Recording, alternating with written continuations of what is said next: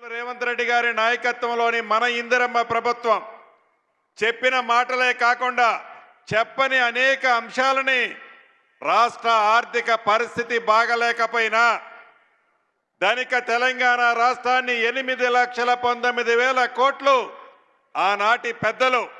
అది కార్పొరేషన్ల ద్వారా కావచ్చు, సింగరేణి కావచ్చు, ఎఫ్ఆర్బిఎం నామ్స్లో కావచ్చు, ఇతరత్ర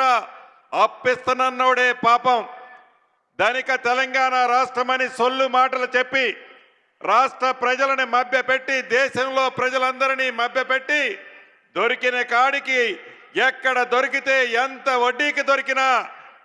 డబ్బు తెచ్చి కొల్లగొట్టి ఆ డబ్బులో 1,00,000 కోట్లు పైగా ఆ కుటుంబం